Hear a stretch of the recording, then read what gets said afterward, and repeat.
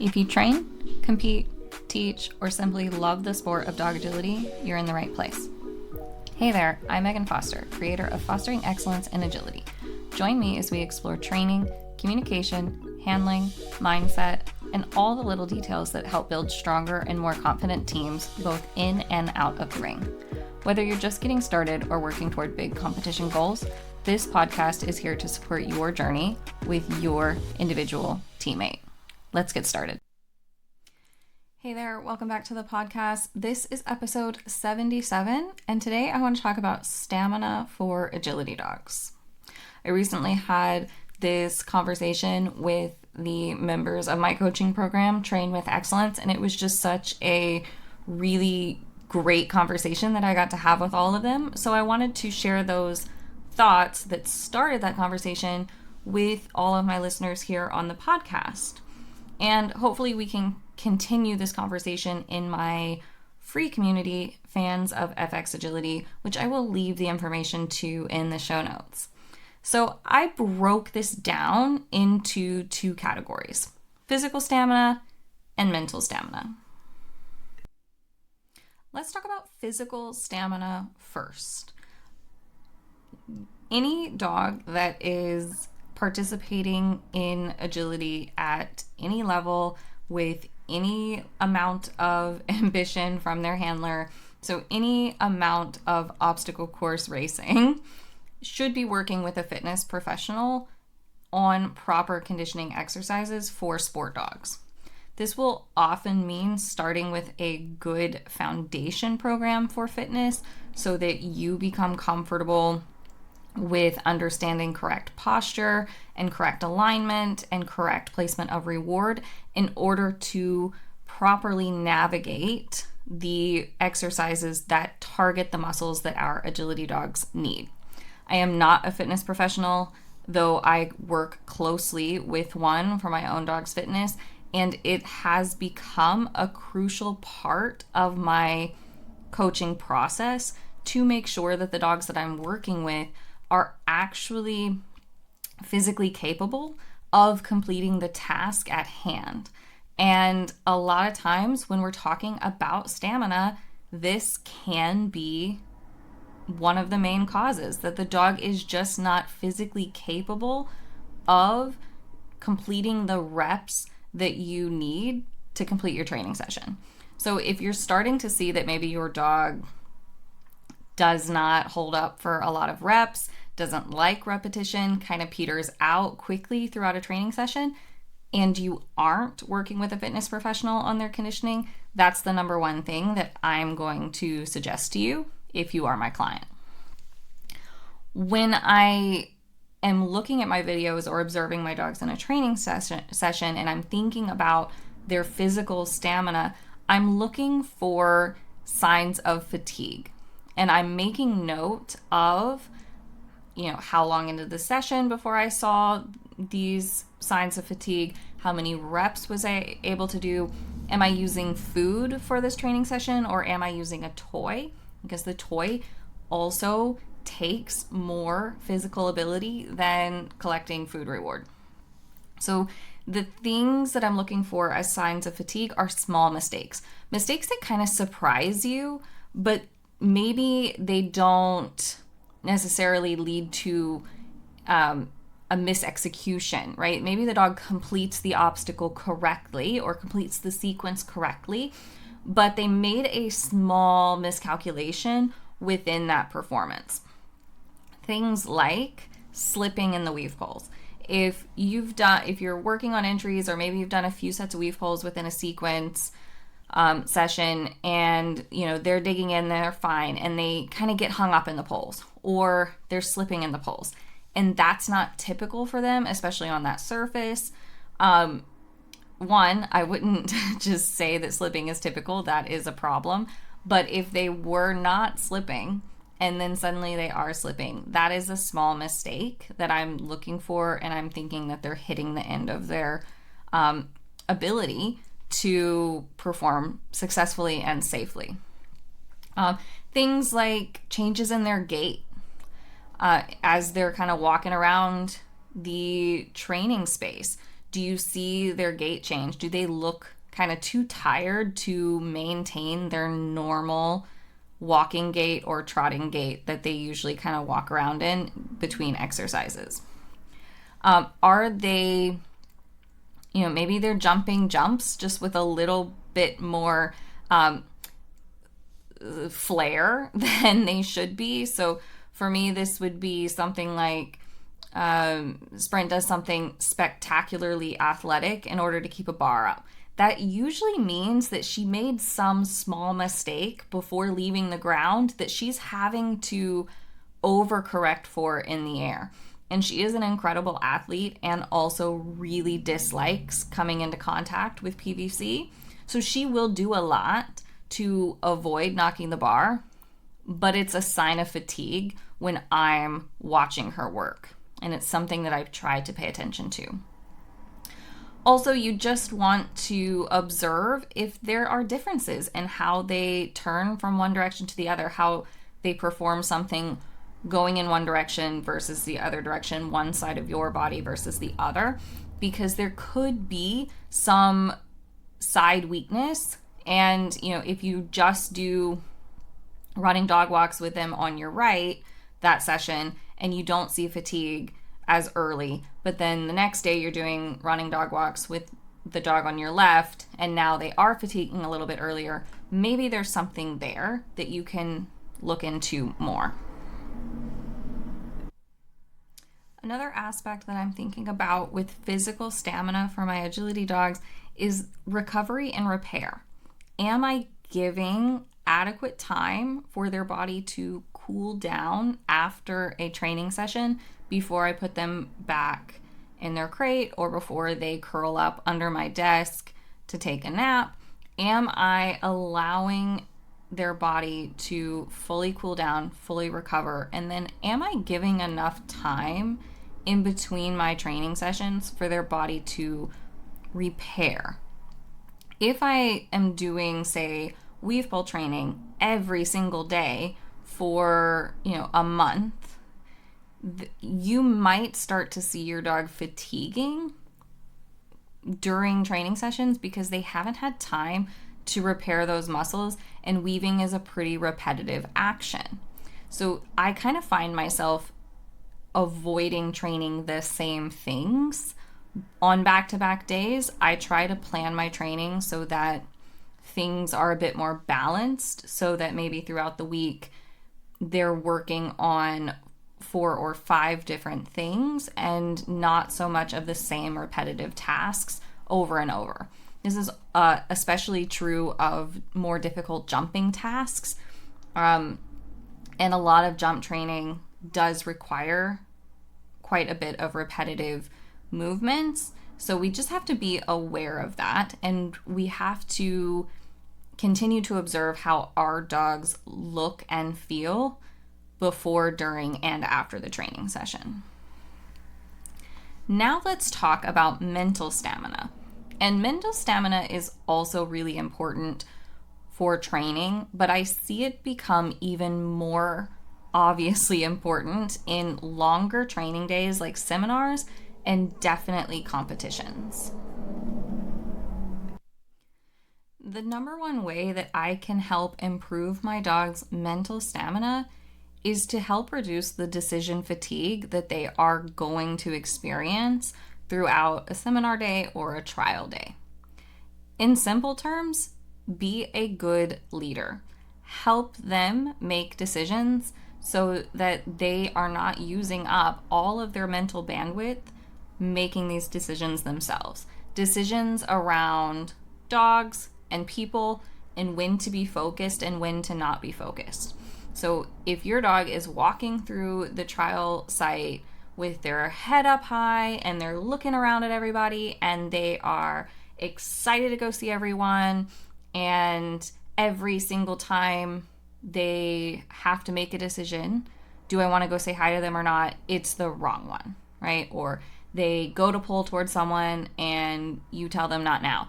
Or they're just hopeful about the whole thing, even though you're not going to let them say hi. Or sometimes you let them say hi and sometimes you don't, but there's really no clear way for them to be able to predict we're going to go say hi now versus we're not.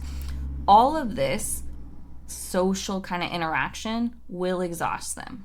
And if you don't believe me, I think you can probably consider your own experience and then start to realize that it is true, right? I know it is true for myself that at competitions, there is an overwhelming number of social interactions that I have to deal with that I don't have to navigate on a day-to-day basis. And that's probably true of our agility dogs as well. If they are not going to kind of daycare and dog parks most of the time, then just treating agility trials like daycare or dog parks is going to exhaust them. So having some clear procedures around when they can say hi, when they can't say hi, and when they should just kind of ignore everything going on around them will help them maintain some of that mental stamina. Also, when to be focused and when to be a dog. If you, again, are wandering around the trial site, if you are, stopping to chat with a friend, what is your dog doing?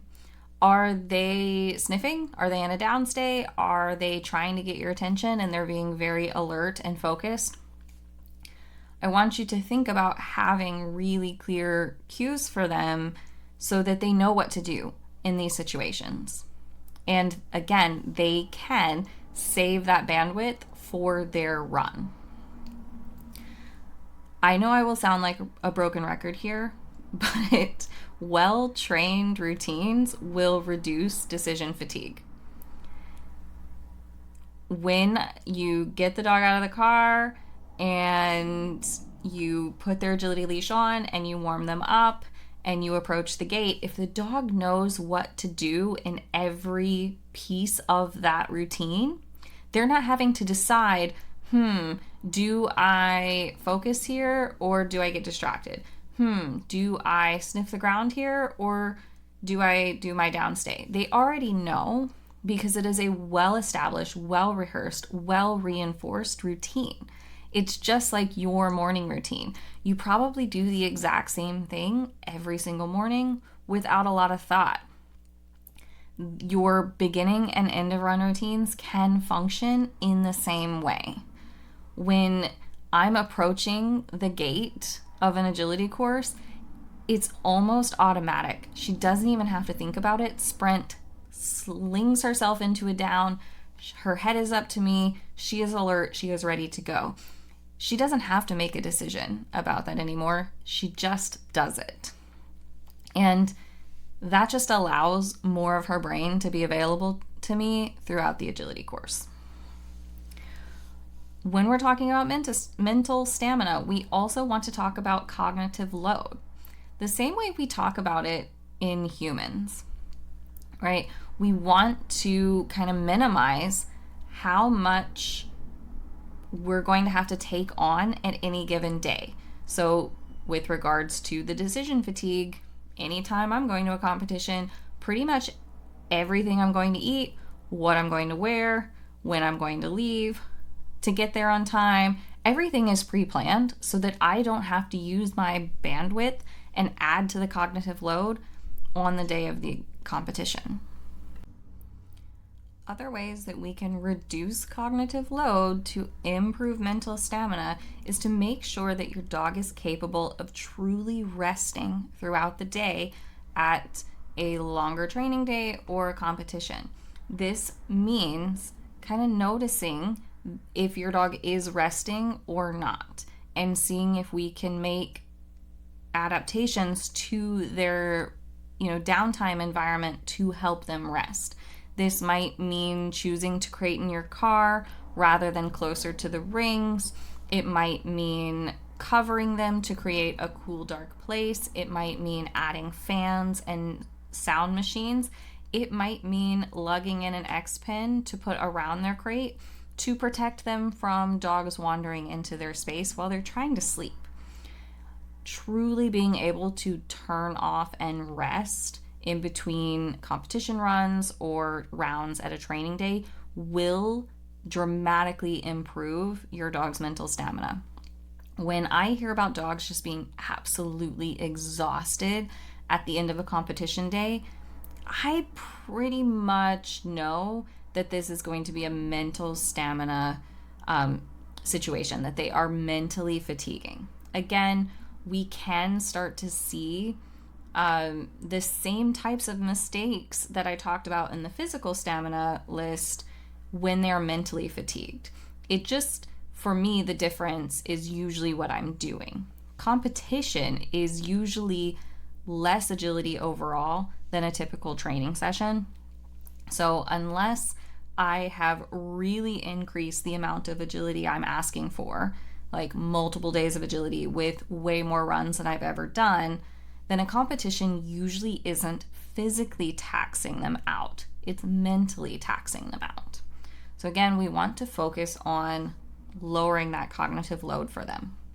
Another aspect of this is decompression. We all need to carve out some time throughout the weekend or before and after the weekend for letting the dog be as free as possible in nature. Just letting them be dogs and kind of fill up their doggy emotional cup and not have to worry about hitting that weed pole entry, meeting their contact criteria, and following all of our wacky handling. Okay? Giving them time to truly decompress and kind of get away from the chaos that is dog sports. And best for me is when I can do this before and or after the competition day. But if I know that that's harder because of the location I'm going to be at, I'm going to try really hard to kind of overflow their cup before the event and then also overflow it after the event, because they will be a little bit at a deficit if they don't get it in between and they just have high arousal, high impact agility activities. I also want to quickly mention just adequate nutrition throughout the day. I am not a nutritionist. I don't even pretend to know enough about it, but I do recognize that different bodies will have different nutrition needs throughout a long day, especially if it is an uptick in kind of the work that you're asking them to do. So you might be wondering, how can we increase the physical and mental stamina over time? And really, this is about looking at what your dog's typical workload looks like and trying to avoid massive increases in that randomly.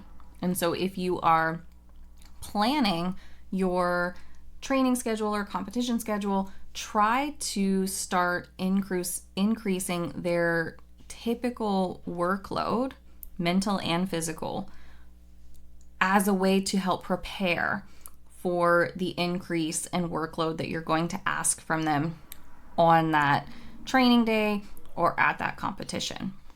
The goal is to not do less. The goal is to build capacity over time and avoid those sudden spikes in the amount that you're asking your dog to do. Make sure that you're including enough recovery time before the fatigue accumulates so much that the dog can no longer recover and they're just trying to play catch up from one event to the next.